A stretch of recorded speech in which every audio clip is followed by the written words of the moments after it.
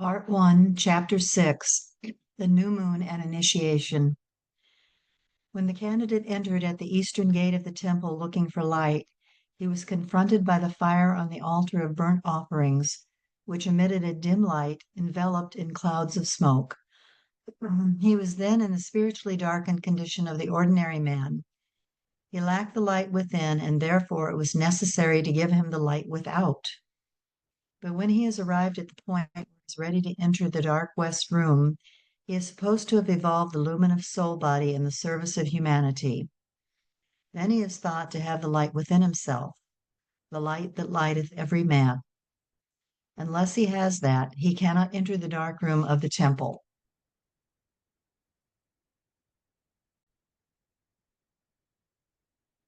What takes place secretly in the temple is shown openly in the heavens. As the moon gathers light from the sun during her passage from the new moon to the full, so the man who treads the path of holiness by use of his golden opportunities in the east room of selfless service gathers the materials wherewith to make his luminous wedding garment. And that material is best amalgamated on the night of the full moon.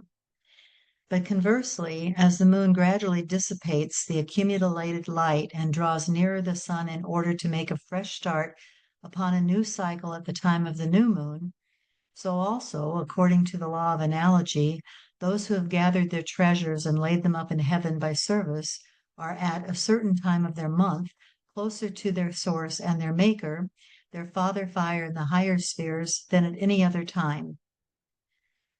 As the great saviors of mankind are born at the winter solstice on the longest and darkest night of the year, so also the process of initiation which brings to birth in the invisible world one of the lesser saviors, the invisible helpers, is most easily accomplished on the longest and darkest night of the month, that is to say, on the night of the new moon, when the lunar orb is in the westernmost part of the heavens. All occult development begins with the vital body, and the keynote of that vehicle is repetition. To get the best out of any subject, repetition is necessary. In order to understand the final consummation to which all this has been leading up to, let us take a final look from another angle at the three kinds of fire within the temple. Near the eastern gate was the altar of burnt offering. On that altar, smoke was continually generated by the bodies of the sacrifices, and the pillar of smoke was seen far and wide by the multitude who were uninstructed in the inner mysteries of life. The flame, the light, hidden in this cloud of smoke, was at best but dimly perceived. This showed that the great majority of mankind are taught principally by the immutable laws of nature, which exact from them a sacrifice whether they know it or not.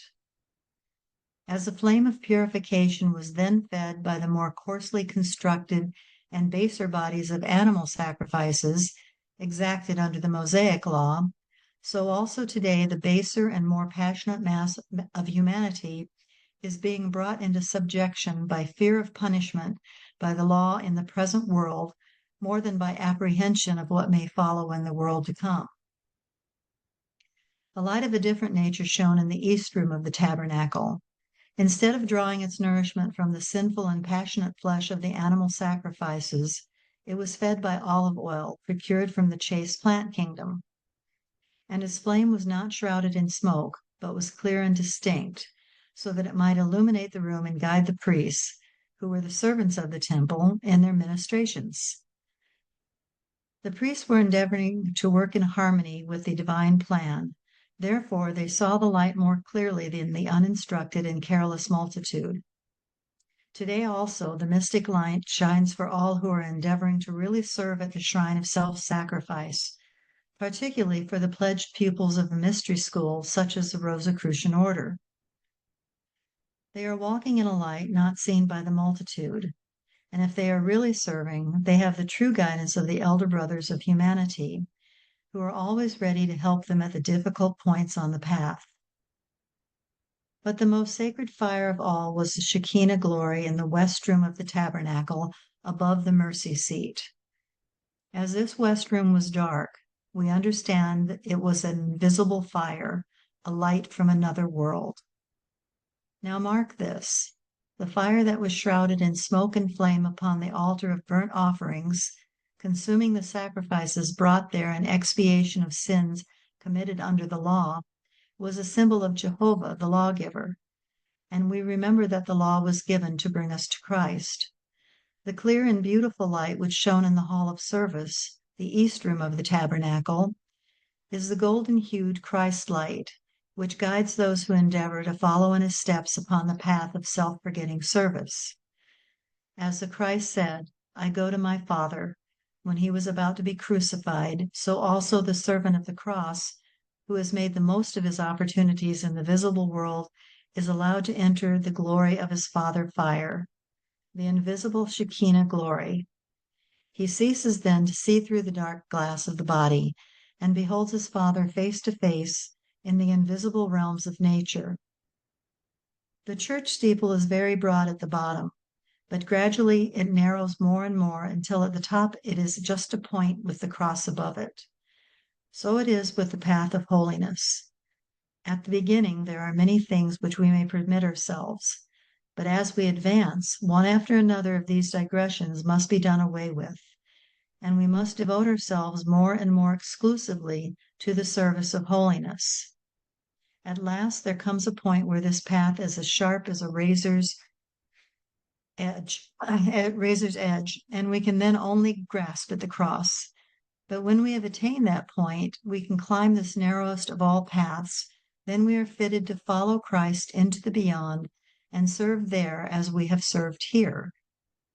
Thus the ancient symbol shadowed forth the trial and triumph of the faithful service, and though it has been superseded by other and greater symbols, holding forth a higher ideal and a greater promise, the basic principles embodied in it are as valid today as ever. In the altar of burnt offerings, we see clearly the nauseating nature of sin and the necessity of expiation and justification. By the molten sea, we are still taught that we must live the stainless life of holiness and consecration. From the East Room, we learn today how to make diligent use of our opportunities to grow the golden grain of selfless service and make that living bread which feeds the soul, the Christ within. And when we have ascended the steps of justification, consecration, and self-abnegation, we reach the West Room, which is the threshold of liberation. Over it, we are conducted into greater realms where greater soul unfoldment may be accomplished. But though this ancient temple stands no longer upon the plains where the wandering hosts pitched their camps in the hoary past, it may be made a much more potent factor for the soul growth by any aspirant of today than it was to the ancient Israelites, provided he will build it according to pattern. Nor need the lack of gold wherewith to build distress anyone, for now the true tabernacle must be built in heaven, and heaven is within you. To build well and true, according to the rules of the ancient craft of mystic masonry, the aspirant must learn first to build within himself the altar with its sacrifice. Then he must watch and pray while patiently waiting for the divine fire to consume the offering. Then he must bathe himself with tears of contrition until he has washed away the stains of sin. Meanwhile, he must keep the lamp of divine guidance filled, that he may perceive how, when, and where to serve. He must work hard to have abundance of bread to show, and the incense of aspiration and prayer must be ever in his heart and on his lips. Then Yom Kippur, the great day of at-one-ment, will surely find him ready to go to his Father and learn how better to help his younger brothers to ascend the path.